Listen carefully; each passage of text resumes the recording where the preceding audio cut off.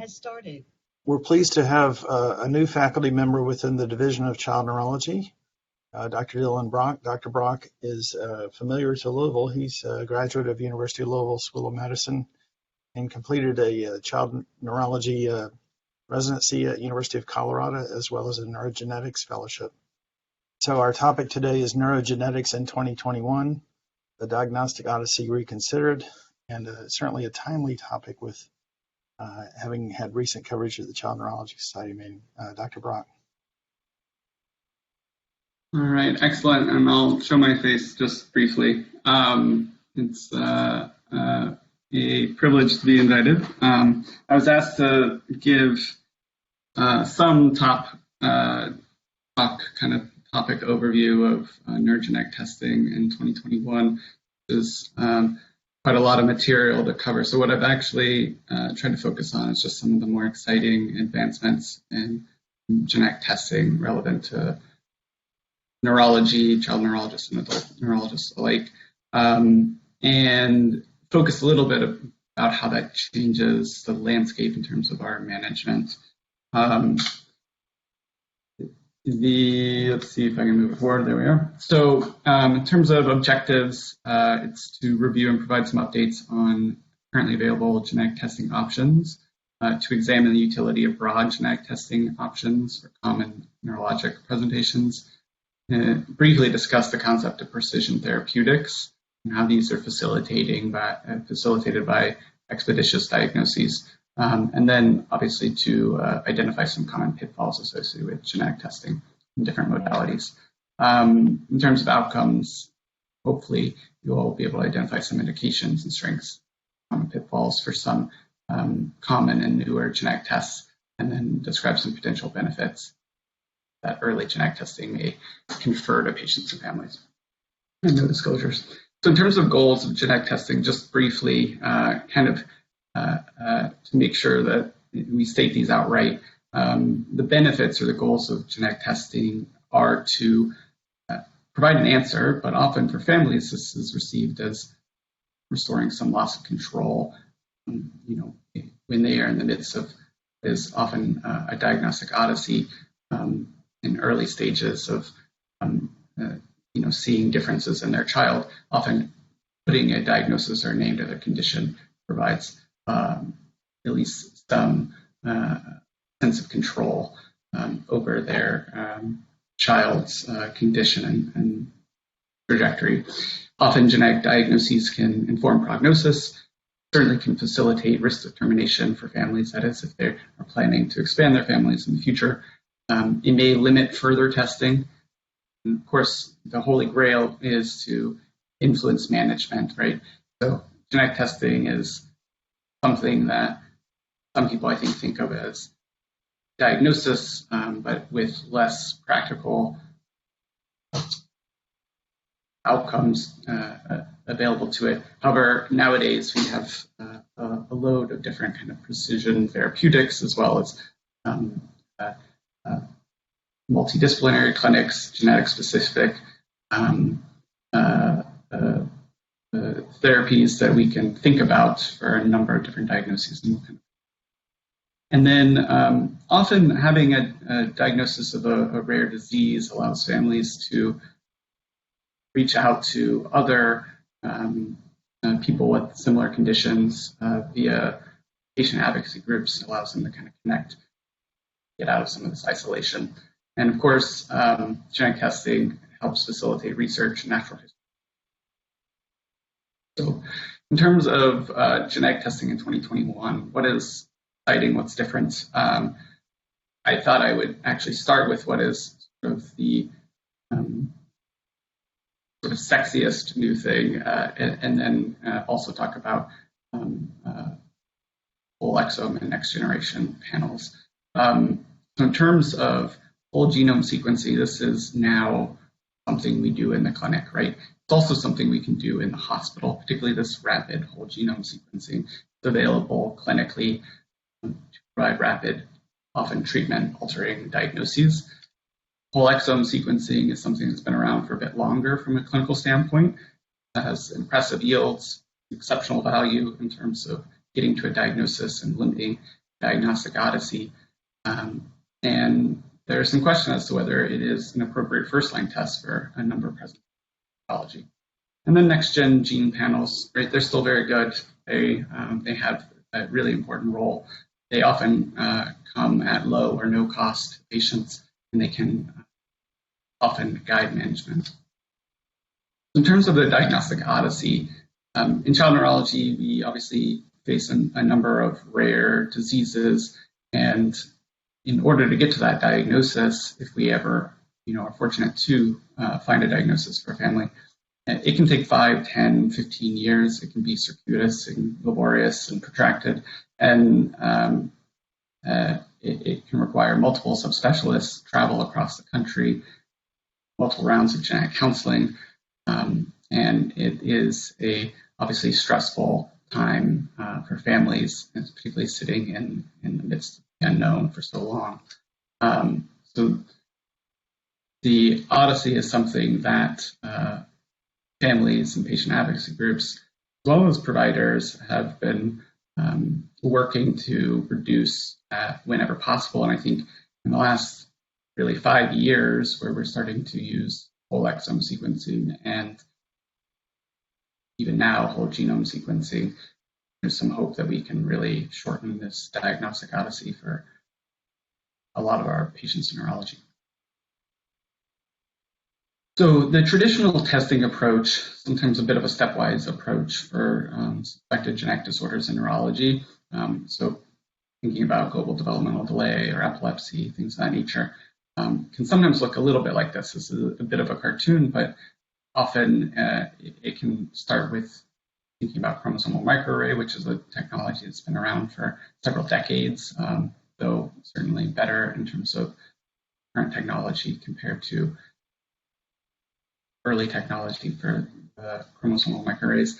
Karyotype's been around for even longer, but has its uses even today. And then you may pair that. So for global developmental delay, maybe CMA and Fragile X testing for a boy, and you may or may not choose to send a handful of labs from a metabolic screening standpoint as your first line. If that were to be negative, maybe you think about gene panel testing, depending on the phenotype at hand.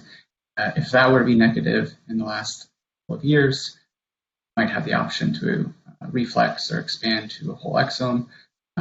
And in the last really 1 to 2 to 3 years in most locations, you could even consider whole genome, particularly in patients in which there is a high suspicion for a misdiagnosis and where you're hoping to really solidify an answer and maybe meaningful for care going forward. But when you look at the yields of these tests, breaking them into these kind of 3 groups, right? The top 3 have even a combined rate of yield for epilepsy and global developmental delay at probably no more than about 10%. The gene panel testing, for example, for epilepsy can be as high as 15 to 25%. And then for epilepsy and global developmental delay, intellectual disability, your exomes and your genomes actually can get you pretty close to about 50% yield nowadays. An incredible yield for a single test, right? So now there's this growing consensus to reconsider this approach, right? To take this more stepwise approach and kind of flip it on its head. There's some caveats. There's certainly some people that sort of disagree in terms of resource utilization, or that many institutions aren't quite prepared for this flipping of our approach. But there's even some new guidelines from the American College of Medical Genetics, which would continue to suggest that starting with a broad test like exome or genome in children with intellectual disability or developmental delays may actually be an appropriate first or second tier test. There's a lot of utility for these types of tests in these conditions, And then they have a similar guideline actually for adults with epilepsy and ID. 2 presentations are seen in an adult. There's some recommendations that would suggest that a whole exome may be a appropriate first or second line test. So flipping it on its head, there's some thoughts that starting with a whole exome for many presentations in neurology actually may be the most efficient, cost-effective way to begin your sort of diagnostic hunt, right? And then, if that were to be negative, you can consider things that might otherwise get missed by an exome, like methylation studies or repeat expansion testing, things of that nature. So I thought what I would do very quickly is take 2 cases that I saw in my prior institution about 6 months apart, and I illustrate some of the benefits to starting with a broad test. And this is actually the use of a rapid genome in the neonatal ICU. So I'm not going to belabor the point here. There are 2 babies. They're very, very similar, right? Both of them with normal pregnancy delivery, excellent APGARs, discharged on second day of life, and within hours of going home, had multiple episodes concerning for seizures. Baby A did go to a local hospital with a lower level NICU at first, was treated for about 18 hours there before being transferred, and baby B went directly to a tertiary children's hospital. Their initial workups were normal. The first one received several loads of anti-seizure medication at the outside NICU before transfer. And the second baby on the right received, before being seen by neurology, only a dose of Ativan with initial response and not requiring loads until a bit later. Both of the babies were sleepy, low tone, but overall their exam was not overly concerning for example, hypoxic ischemic encephalopathy, which was also felt to be unlikely based on birth history and normal MRI, but also not necessarily an exam that was concerning for morphisms.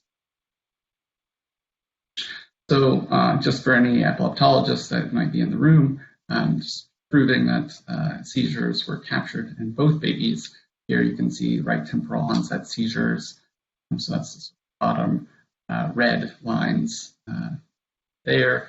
And then subsequently with seizures that generalize to involve the rest of the brain, same baby A. And this is kind of an offset to one of the seizures. We don't need to go through the EEG summary other than to say it was an abnormal background suggestive of right encephalopathy as well as focal onset. In the second baby, again, seeing seizures, in this case of more multifocal onset, at least in the initial recording, as well as an abnormal background. So EEG is relatively similar, and which makes the cases actually very similar, at least from kind of a 100-foot view, right? They're both neonates in around day of life 4, say, at this point, with frequent refractory focal onset seizures of unclear etiology. And you have to ask yourself in these situations, right? What's the next step for diagnosis? Babies, they be treated differently, one sicker than another. That's sort of difficult to tell. And what can you tell the family at this point, right? And so I'm going to leave it there and say, in both cases, we decided to pursue rapid whole genome sequencing in the neonatal ICU as our next diagnostic step. I'm going to pause there, just review a little bit about what that means in terms of test encompasses, right? So the human genome includes both the nuclear DNA, mitochondrial DNA. It's 3.3 billion base pairs, 22,000 genes. Functionally, with alternative splicing, we have more than 40,000 genes make up, who we are in a lot of ways, right? It's a lot of information. Digitally, it's about 120 gigabytes of information. if you were to type it out on 8.5 by 11 pieces of paper, 12-point font, stack them end on end, the height would get somewhere between the Statue of Liberty and the Washington Monument. And that's a lot of information, right? So the Human Genome Project took 13 years and $3 billion to sequence the first human genome, and now we can do it in under 20 hours for, if we give ourselves a little bit longer, can do it for under about $1,700. So types of genetic testing, just because I was asked to sort of mention what the genetic testing options in neurology are. We have lots of options, right? I'm not going to go through all of these, but the important thing to know is, over the last several decades, we have developed many different ways to look at the human genome, and often they take different views in terms of the scale at which they're looking at genetic or genomic changes, right? Some at the chromosomal level, where you have large missing or added pieces of DNA, some at a little bit of a closer view, where you're looking at microdeletions or microduplications. And then with Sanger sequencing, or now next generation sequencing, you can actually look at the spelling of your entire exome or genome. And they each have their role, but they're each designed to pick up different types of variants that can alter, our health. So in terms of the next gen sequencing methods, these are the ones where we've seen a lot of the advancements, innovation, and where a lot of the sort of exciting results are being seen. And that's really the focus here. So sort of starting from the newest, whole genome sequencing was only very recently available clinically and previously only on a research basis, and still is only offered for clinical use at selected labs. The whole genome sequencing does look at the spelling of the entire genome, 3.3 billion base pairs. It can evaluate the largest range of different variants, single nucleotide variants or spelling mistakes, deletions, duplications, looks at our exons, it looks at introns and regulatory regions of DNA, it can look at the mitochondrial DNA, and it can even screen for repeat expansion disorders, which is great for neurology, where there is a number of conditions that present that way, including ataxias. Typically, those tests cost a great deal of money to do, so a screening option with whole genome is actually a great feature. In terms of advantages, it's comprehensive. It's has reliable sequence coverage. It's got uniform coverage of the entire genome. And it's actually has debatably the fastest available turnaround time. That's obviously just for the ultra rapid genomes, but you can get those, and you can often get those within just a few days, which is faster than almost any panel that you can get, though obviously at a higher cost. So in terms of limitations, there's a potential for more variants of uncertain significance. Those are the variants where we're not sure whether or not they are important for understanding the patient's disease or disorder. Incidental findings like cancer risks, arrhythmia risks, things of that nature. There's some variable quality that can be lab dependent, and this is largely because there's a robust computational infrastructure that's needed for whole genome sequencing. It's a lot of complex bioinformatics that go into sorting through all that information, and then also curating and presenting the findings for clinical use. And so sometimes I think about this a little bit like some labs just have a bit better background technology than others, particularly on the bioinformatics front. So some are a little bit more like a Facebook, and others are maybe a little bit more like a MySpace or something like that, right? And so you do have to keep in mind the lab you're using and or not. There's a lower depth of sequencing of a question mark there only because it's a bit of a feature, not a bug, as it has a more uniform coverage. Depth of sequencing can be lower, and some drawbacks, but overall, from an efficiency standpoint, this is a benefit. So it can still miss structural variants, methylation disorders, mosaicism, and things of that nature, but otherwise it's a really comprehensive test. Resource intensive, and it's not only on the processing end, but also just on the front end and the back end, right? So consenting patients to do it right takes 10 or so minutes at a minimum. You may need parental samples, that is, you may want to piece of testing a child or newborn. It is often helpful to have samples from the parents to compare. The time in terms of paperwork and ordering and things of that nature is much more intensive than other testing options. And then on the back end, there's just more to cancel in terms of results potentially.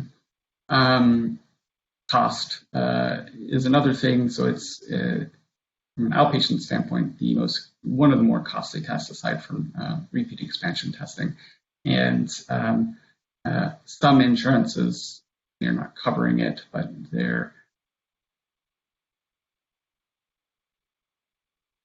this is just a chart that kind of overviews the fact, if you see in the bottom row, where whole genome sequencing detects the gamut of variants across the genome.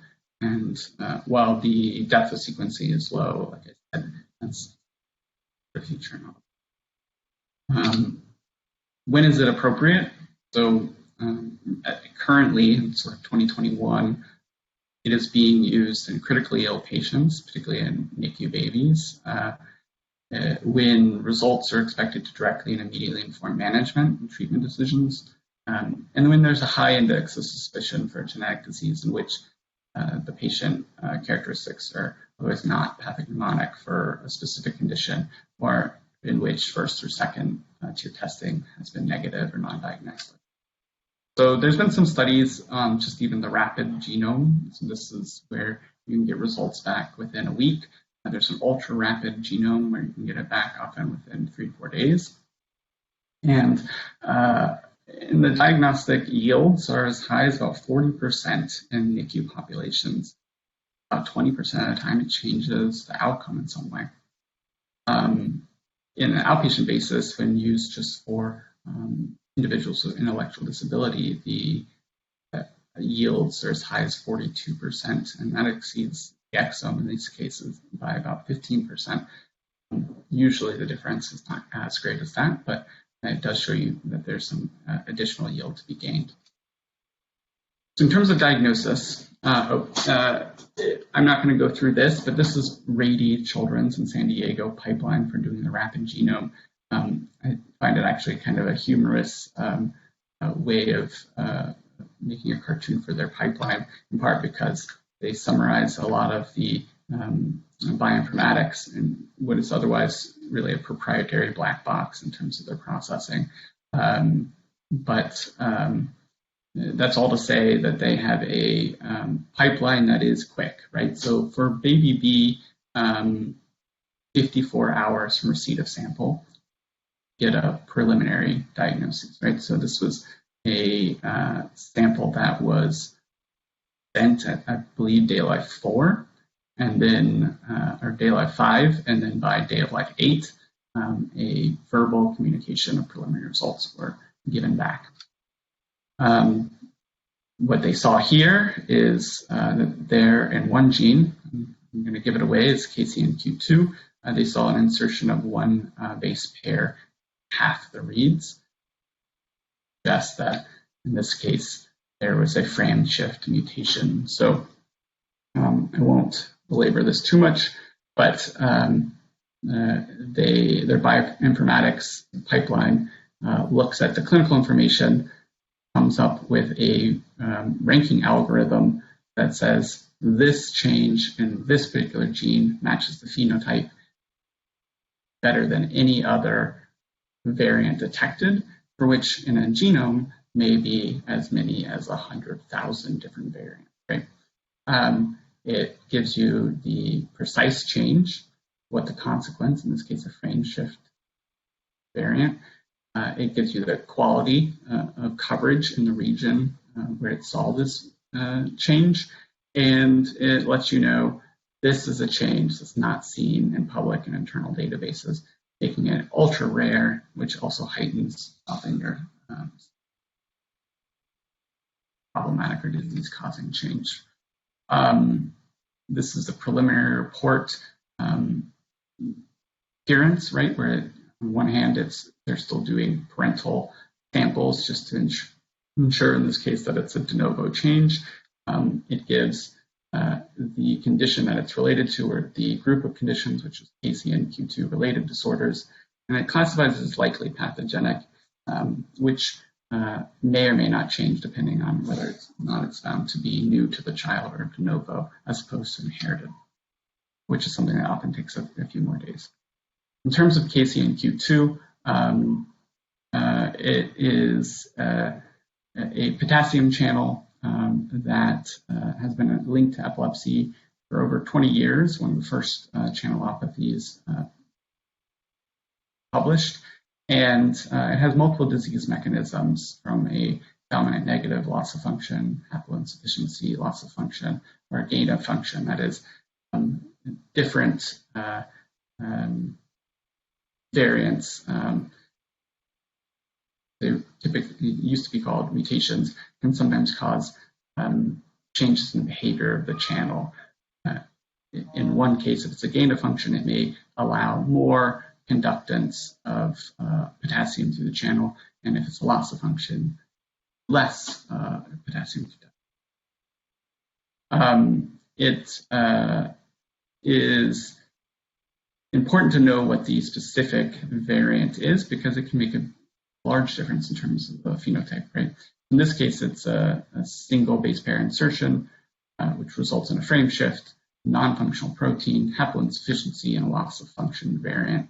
Ultimately, the reason this is important is because if, depending on what the specific characteristics of the variants are, can have a large, make a large difference in terms of what the prognosis may be, right? So in this case, if you have a haploinsufficiency loss of function variant, it's much more likely to be associated with a self-limiting neonatal or infantile epilepsy rather than in ongoing epileptic encephalopathy associated with global developmental delays and other sequelae. So in terms of course, after this diagnosis was made on day 8, the meds that the baby was currently on were stopped, and a new med, oxcarb, or trileptal, was started. There were no further seizures after about 10 or so days of life. As of now, 18 months of age, was sent home on Keppra or levetiracetam and oxcarb, but both of those weaned by 15 months of age.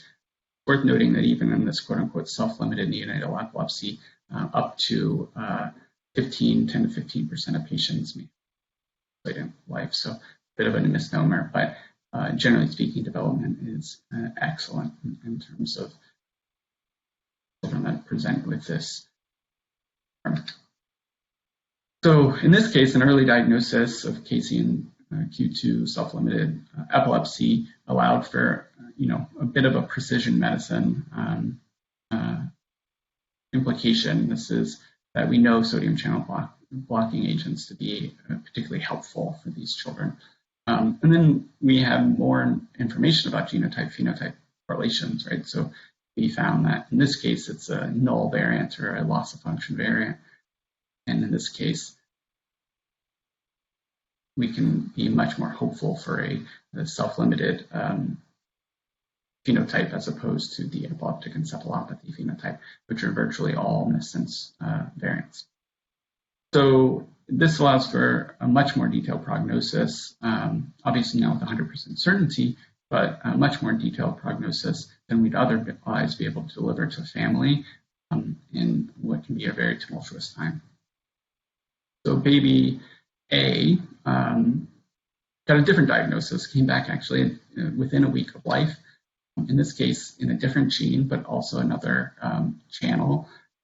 So this is a sodium channel, and the gene is SEN2A. And in this case, they again called it likely pathogenic. What I will also say is, as a clinician, you have to be pretty sure when you get something like this back that the classification from the lab fits your patient and that you can trust it. So you can look at several things to do a bit of a variant interpretation. In this case, it's a likely pathogenic missense variant. It is a variant that, while not ever seen before, does occur at the same location as other pathogenic variants that have been reported. It is a highly constrained gene and a highly conserved amino acid. What that means in terms of strength is that some genes really don't tolerate when there is a spelling change in them. And you can tell that because you can look at what's expected in terms of normal human variation within that gene, and what's actually seen when you do sequencing of the population. And you can say, this gene really doesn't have a lot of variation. What that often tells us is that gene is under evolutionary constraint, right? Here, that is identified by that z-score of 6.5, really, which is one of the highest z-scores for a gene, in showing you that really missense mutations are very rare, and because when they are seen, they're often disease-causing. Important to know some of these things and be able to use some of these tools for variant interpretation, because one of my hot takes would be that variant interpretation is likely to be a required skill for neurologists going forward, in the same way that interpreting brain MRIs has traditionally been a required skill for neurology. There are other tools that can kind of show you where a variant is, whether it's in a hotspot. In this case, nearly the entire gene is a hotspot for genetic changes, but within that circle is where our patient's change is found. Other tools that locate where in the channel it is, whether it's in the pore or not. So in this case, SEN2 related channelopathies are one of the more common monogenetic causes for neurodevelopmental disorders. And it is a sodium voltage gated channel that is expressed predominantly in the first 3 months of life. But later in life, there is some expression. It just happens to be in a more restricted portion of the axon. And that has some importance in terms of thinking about the various phenotypes. There are a range of phenotypes that include your self-limited epilepsies, as well as associations with intellectual disability and autism, infantile spasms, and then early onset developmental and epileptic encephalopathies. So in some cases, you can have, just like for KCNQ2, you can have self-limited epilepsies, as well as epileptic encephalopathy phenotypes. Again, there's a genotype-phenotype correlation. So when you have a gain of function, so towards the bottom, which we expect to have in this particular case, they're generally all due to missense variants, and they were thought to be due to activating changes that influence the neuronal excitability and subsequently lead to lower seizure thresholds. So here, when you have a de novo missense mutation, like our baby is suspected to have, then we're much more likely to see a outcome that's closer to the epileptic encephalopathy phenotype, so quite different from the KCNQ2 baby. There is some data that, again, shows that sodium channel blockers are particularly useful, particularly in the very early presentations with this diagnosis. And so that led us to actually use a very, I would say, uncommon and a bit of a creative approach to treating this child. So they were put on carbamazepine, which is an older drug, which has a bit more evidence for use in this disorder and thought to actually maybe be better than Oxcarb, which is a newer agent and much more commonly used in children. There was some improvement initially, did have some breakthrough seizures, increased the dose to a very high, even for therapeutic dose of carbamazepine. And then about 2 weeks of life had additional seizures, and valproic acid was added, which is also something that this combination would be rare to use in most children. In this case, valproic acid is an excellent anti-seizure med, but also can counter some of the autoinduction features of carbamazepine and keep the carbamazepine levels high. The child was discharged at 3 weeks of life. And then just kind of comparing, so baby B, we talked about Casey in Q2, we thought would have a good outcome, was weaned off of all seizure meds by 15 months of life, and has had normal development as of 18 months of life. Baby A, on the other hand, you're able to communicate a bit more of a disquieting expectation, still within the first week of life, and it facilitated a bit of an earlier discharge than we may otherwise have been able to achieve with a slower diagnosis or without a diagnosis. Went home on 2 anti-seizure medications that would otherwise be uncommon in this age group, and has actually done pretty well still on those medications at a year of life. Epilepsies refractory, but really few and far between, with breakthrough seizures only during. There is some evidence of global developmental delay with cerebral visual impairment at 12 months of age. So it shows, I think, some of the utility of this approach. It's certainly new, it's exciting, especially to be able to use clinically. And it really can give you a quick closure to what could sometimes be a long diagnostic odyssey. The question is it ready for the clinic, right? The cost is still a bit high. Insurance doesn't always cover it. There's more incidental findings that you have to discuss. There's resource considerations. It takes time to do it right. And it's really that much better than a whole exome. And so that just brings us to, whole exome, which is much more accessible in the clinic. It's really, instead of doing 100% of the genome, quote unquote, it's closer to about 2% of the genome. We think about 85% of human disease lies within the exome, right? So the majority of human disease can come just in this coding region of the human genome. It's quite a cost-effective diagnostic alternative to serial and stepwise metabolic and genetic testing.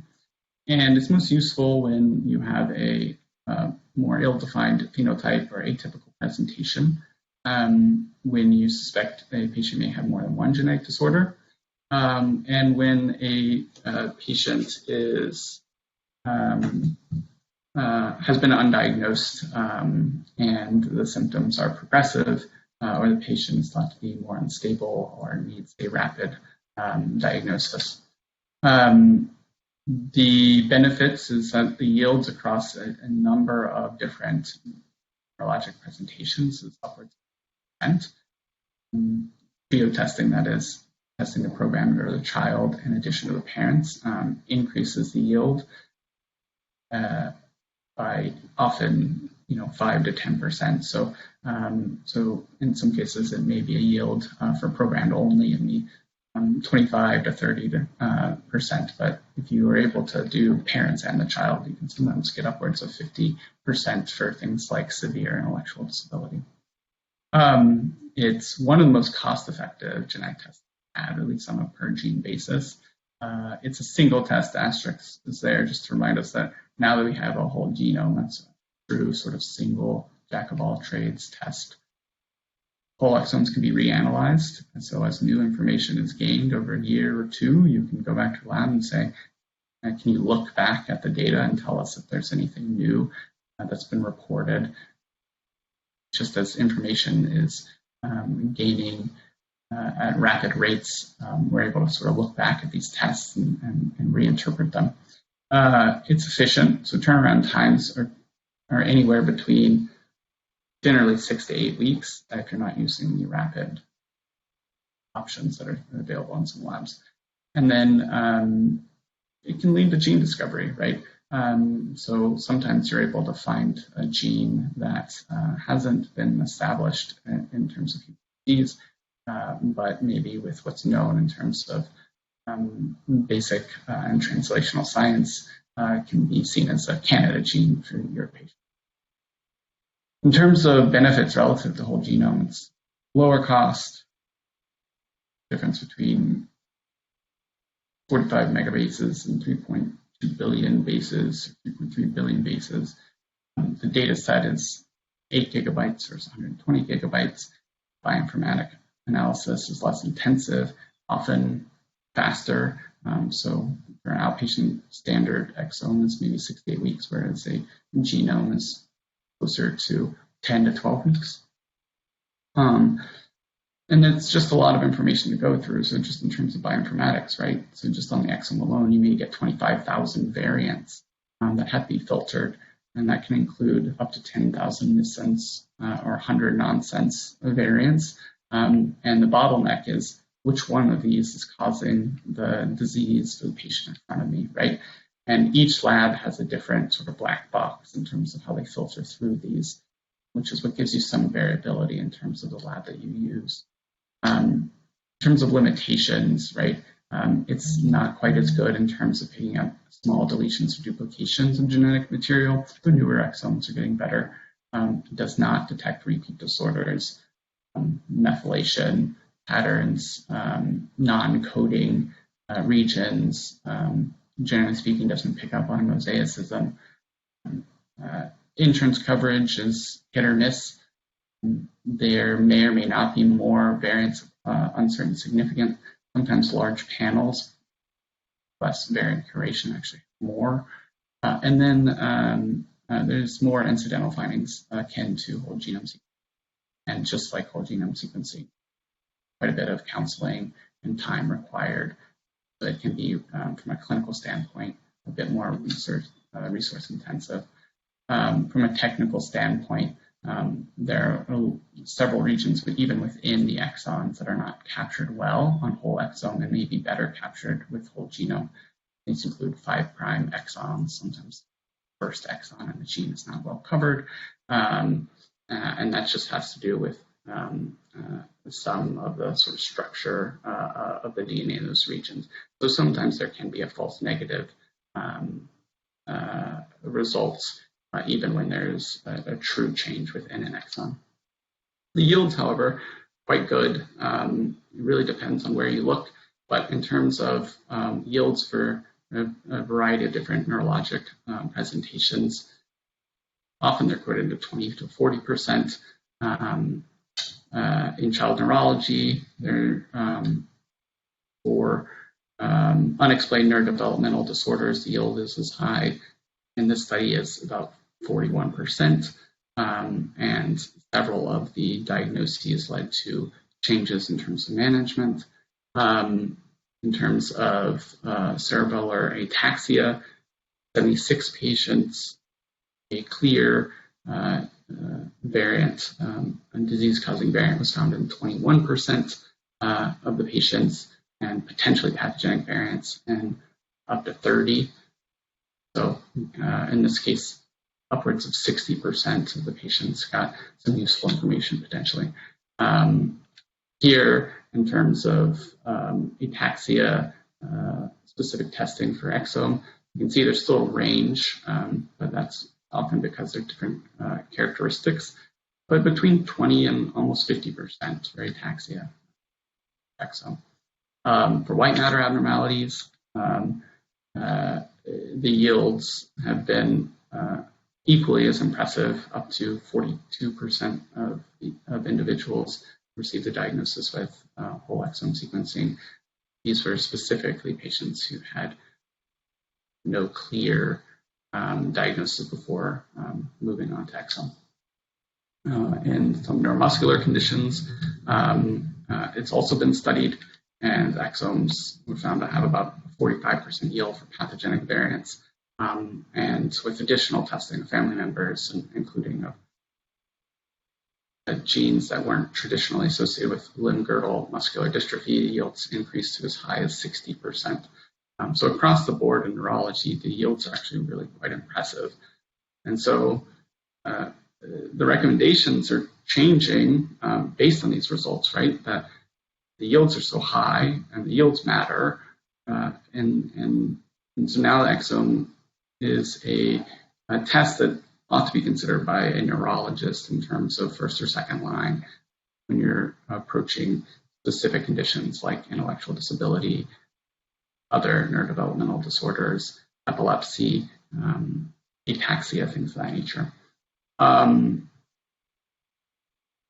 In terms of panels, I'll only briefly talk about this. They're still very good. They have their place. They may be free. They may no cost to the patient for weeks. And they do impact care. But there's, again, a lot of variability between labs in terms of what genes are on each panel. And they don't have quite as good coverage, deletions and duplications. And sometimes they actually lead you to have more variants to use because they don't actually process the results in the same way that they would otherwise for exomes or genomes.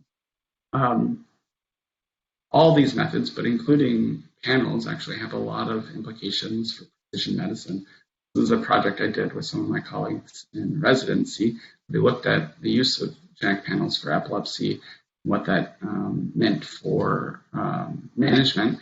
Found that after about 750 panels were sent over about a 4-year period, we had 90 disease-causing variants, 52% of which led to some precision medicine implications, and another almost quarter resulted in some change in medical management, that is either referral to a different specialty or diagnosis of a condition that has published care guidelines, thinking of even Rett syndrome, things of that nature. And this is a bit of a breakdown of some of the diagnoses that had precision medicine implications. So those are where you might change which anti-seizure med you're going to use. So PRT2, KCNQ2, SCN1A, SLC2A1, which is GLUT1 deficiency disorder, and SCN2A, all have medications that are preferred, or in the case of Dravet syndrome or SCN1A, may be contraindicated. And in one such case, we got a diagnosis in the TPP1 gene, which is associated with CLN2 or Batten disease, which has a gene-specific precision therapy option for neuro. It was approved in 2017. It's an enzyme replacement therapy where it can dramatically influence the natural history of the disease. And the hope is that for this and other epilepsies, earlier diagnoses, often even with panels, especially as they are no cost and have good turnaround time, may be able to change the natural history of certain conditions where if you intervene early, so if you're looking at the yellow lines, you may be able to alter the course of a developmental and epileptic encephalopathy, which might otherwise look like something like this, where there's a long plateau, and instead something that looks a little bit closer to normal if you intervene early. And so in terms of thinking about precision therapy, specifically for epilepsy, there's a lot of excitement going around. There's gene therapy and replacement options that are sort of in preclinical development, some ongoing trials in terms of viral vector therapies that influence DNA. There's also ASOs, or antisense oligonucleotides, which impact RNA processing. This is the mechanism in SMA for which nusinersen acts, right? And then in terms of protein, you can do enzyme replacements for certain conditions. So there's a lot of different mechanisms for gene-mediated sort of precision therapies. And then thinking about, for genetic epilepsies, this is sort of a non-exhaustive list of some of the therapies that are in current preclinical or even clinical trial stages. for a range of different genetic epilepsies. And the expectation is this will grow. In the adult, some of these are not all adult, there's an SMA drug in there, but this is also true that there's a number of ASOs in development for adult neurodegenerative conditions. And then there's also been an approved medication for TTR polyneuropathy, which is not an ASO, but a small interfering RNA. Lots and lots of new sort of gene-based precision therapies that are in development, which certainly opens the door to discussions about how we ought to be approaching getting efficient diagnoses, right, for these patients. There's also some discussion of, as we get more and more molecular diagnoses for ultra-rare conditions, what the utility of N-of-1 trials are, or even ultra-precise therapies. This is just an example of a Colorado family who got a patient-customized ASO, essentially, for CLN7, developed at Harvard, but the family received treatment. So in summary, diagnostic approach for suspected neurogenetic conditions is rapidly shifting. Broad testing is increasingly accepted as a first or second line test. Rapid whole genome is increasingly becoming viable, particularly for critically ill pediatric and NICU patients. In what took the Human Genome Project 13 years, the Human Genome can now be done in under 20 hours. Genetic diagnoses increasingly have significant short-term management implications, and certainly expeditious diagnoses can facilitate adoption of precision disease-modifying therapies. And then broad testing is increasingly affordable, but does remain resource-intensive. Just to say, most of us don't have the time in clinic to do all of the consenting and counseling required to send exomes and genomes on a regular basis. And often you would need to have someone come back specifically for a separate visit to just go through a consent process. Obviously really facilitated if you have a genetic counselor. Even then, these are things that are quite time and resource intensive, and also open the door to more incidental findings, variants of uncertain significance, and things that neurologists certainly need to become more and more comfortable with as we sort of enter a bit more of a genomic testing practice. I barely got in under the wire, so I'm happy to take some questions.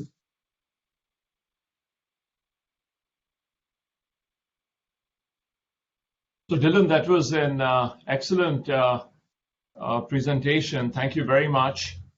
Really, very insightful and very thought-provoking as well. Dylan, could you speak to the potential medical legal implications of genetic testing? And by that I mean in terms of improper communication, improper interpretation, and also misdiagnoses, and today in a day of precision medicine and things like that, what all this could actually mean, so that not make at one time in neurology, Dylan, if you did not make a diagnosis, the thought and was that, well, even if you had diagnosed something, there would be no immediate treatment where it would not change the course. But today I fear that that is not the case, and that for general practitioners or even others, that this could be a real big problem. Yeah, so that's a big question. I'm going to go to the next slide only because this isn't quite what you asked, but it's my way of saying that certainly there are a lot of potential drawbacks, ethical and legal implications of some of the newer technology, and which was not really a focus of this talk, just based on time. But your point's well taken, right? So trying to take apart that question in a couple different pieces. Certainly when there are testing options available that are not pursued, and in that case could lead to a delayed diagnosis of a disease modifying, a diagnosis with a disease modifying or precision therapy option, that's lost time for that child, right? So I think that's part of what you're getting at, right? Is now with new treatment options, a delayed diagnosis means a delayed treatment, right?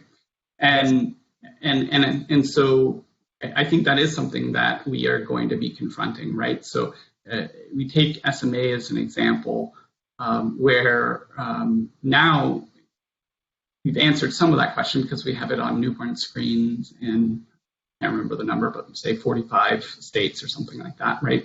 So it takes a little bit of the responsibility off the shoulders of a neurologist to pick it up if it's on a newborn screen. But the point is, if you otherwise miss SMA as a neurologist in clinic, that's a huge deal because we have incredible and really revolutionary medications between Zolgensma and Spinraza for SMA, and even a delay on the order of days or weeks in terms of treatment could contribute to long-term, outcomes in terms of that particular patient.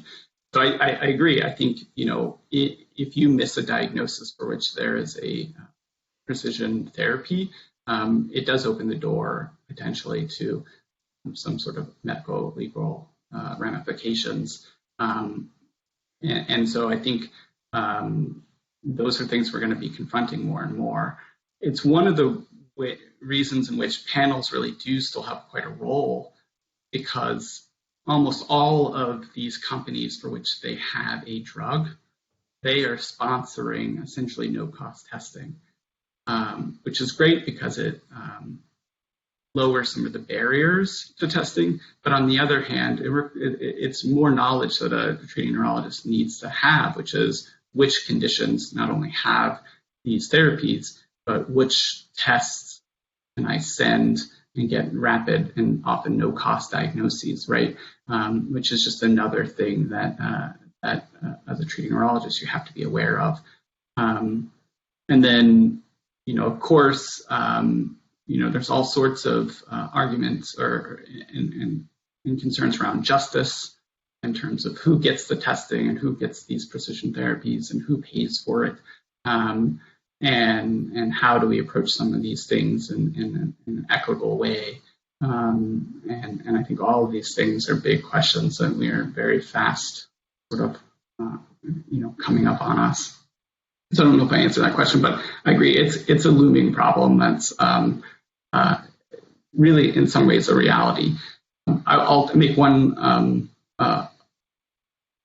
statement on the other side of that, which is we have seen, not just here, but back in Colorado, cases where you make a diagnosis, for example, SMA, and there are options for precision therapy like Spinraza or Zolgensma, and families are reticent, reluctant, or otherwise don't wish to pursue treatment.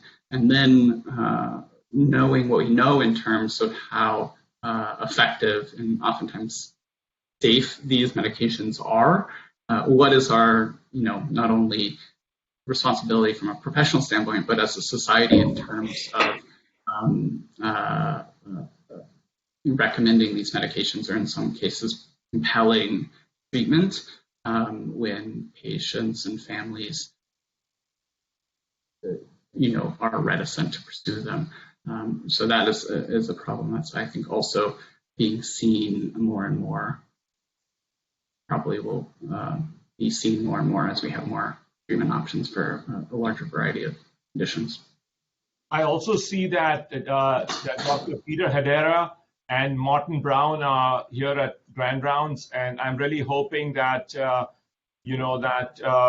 you're able to collaborate with these two very terrific people on the adult side, one a movement disorder specialist, and Dr. Brown, is neuromuscle. So I'm hoping that there will be some grounds for collaboration with them also. And for Dr. Hedera and Dr. Brown, I will let you know that that Dylan is interested in seeing adult patients also, and so I'm hoping that we can have some collaboration between all of you terrific people, frankly. Actually, I have a question and a comment and a question. First of all, I really want to praise you for showing Gattaca. I think that for me, when I do genetic talk, I never fail to mention, and for the residents, everybody should really watch the movie. But also, I want to make a comment that, for instance, also the sequencing done, many times I've seen through Wilson disease association that parents would sequence their child and they discover they have Wilson's disease and they are really infants. So they are just getting these emails through the medical advisory board through WDA association. So kind of really creates also challenges how to retreat, when to start treatment. So, really it will be kind of paradigm shift. But I had a question, if you can go back to the repeats and can you talk about, so you talk about limitations for the repeats. Can you comment on some sort of new so-called long read sequencing approaches for the efficacy or success for the repeat detection, but also some short read new generation, but especially this so-called long read sequencing? So if you can comment on the sort of the role. Again, you mentioned it's not very effective, but there's some new generation, so we can be even more effective getting this very common for adult neurology repeat disorders detected by regular genome exome sequencing. Yeah, so I actually think that the potential of screening for expansion repeats is huge advantage in this case of genome over exome, right? So exome's not able to, but genome is able to screen for it, whole genome sequencing. Additionally, repeat expansion testing is really expensive, on the order of $6,000-7,000, right? Because the assays are difficult and time consuming, and only a handful of labs really do it. The ability to do a single test in neurology that also picks up on your expansion repeats, particularly for your movement disorders, would be a potential game changer, because if it's if it's accurate and sensitive, right? So right now I think there's still some debate as to how accurate and sensitive these technologies are for short tandem repeats. Obviously. So what Dr. Hedera is getting at is there is some differences in terms of technology between what is a more traditional sort of short read, and that is short strands of DNA being used as part of the sequencing next generation platforms, versus really very long reads of DNA at a time, so longer strands. That would be better able to pick up on things like repeats, which is a very technical discussion, but if you can capture all of the repeats in a single read, you would be able to have a much more accurate assessment of the specific number of repeats that you're dealing with. With short reads, you get sort of an estimate, right? You get often they're not able to cover the entire 60 plus repeats, or in Friedrichs, you're looking at hundreds and things of that nature. Short reads aren't able to cover all the repeats in a single read, but a long read potentially could in a lot of these diagnoses, and so you could get a much more accurate diagnosis.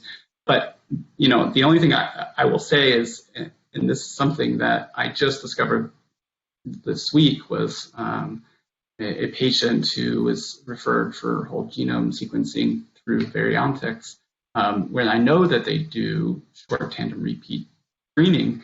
Actually, they sent a child who had repeats in C9orf and SCNA8, to 2 separate labs for orthogonal testing at no additional cost to the patient. And I thought that was actually quite impressive, which from a lab where I think there's a lot of consternation about their quality. I thought that was actually a really impressive thing for them to have done. But it then goes to show that that was a whole genome sequencing that, as part of the workup, screened positive for 2 repeat expansions in a child where these repeat expansions were not expected and have, in some cases for C9 orth in particular, unclear clinical relevance at this stage. And then subsequently confirmed it with orthogonal testing by sending it to a separate lab. And I think, it goes to show that that's where some of the advantages of things like whole genome sequencing may really come into play. But to your point right now, for repeat expansions, not clear that it's really ready for the clinic. It's really much more of a screening test. Something like long-read sequencing may actually make it so something that is much more diagnostic. I hope I answered your question.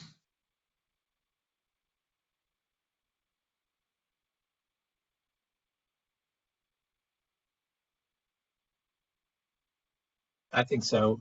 This is Martin Brown. How are you? I'm doing well. And thanks for the great talk.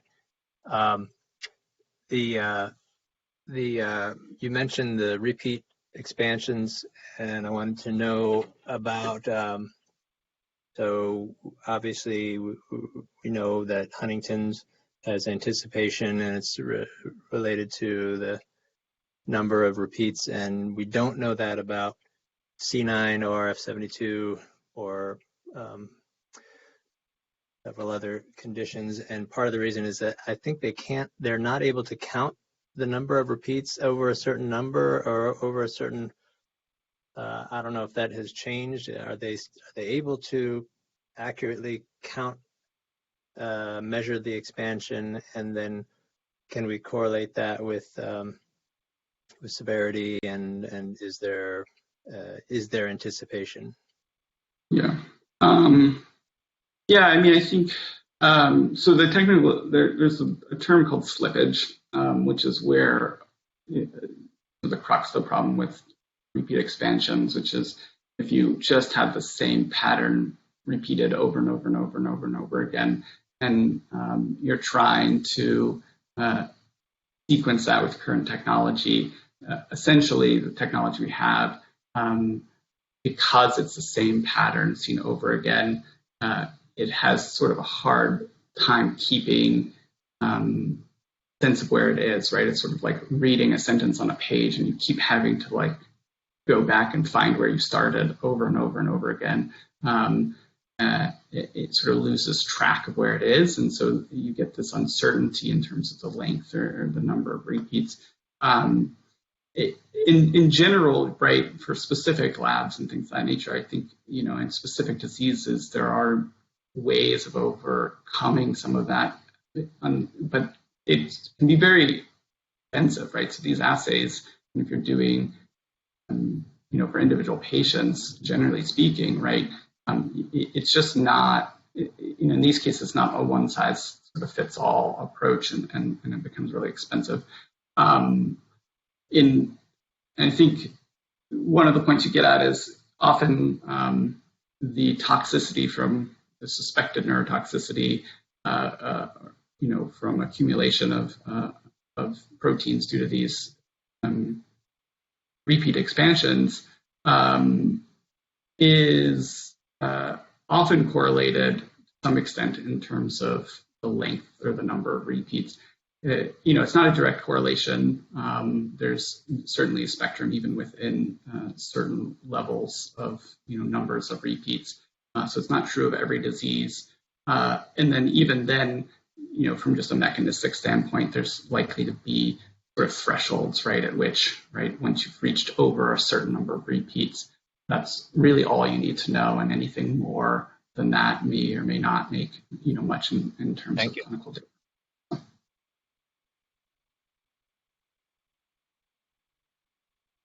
Thank you. That's very helpful.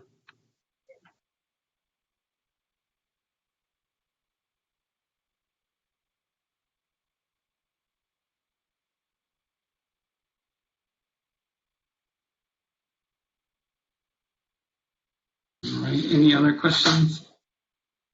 Yeah, and I look forward to meeting many of you in person at some point.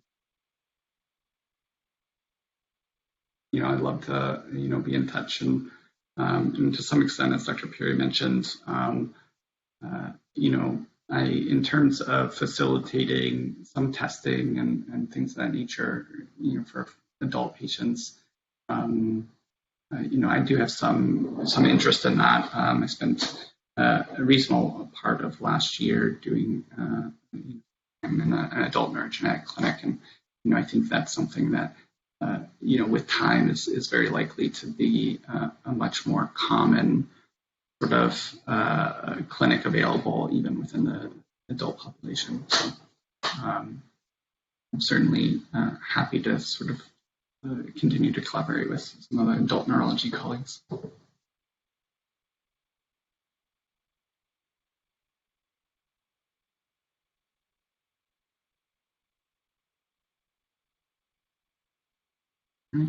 Anything else? All right, well, thank you all, and I will meet you all in person. Have a good day.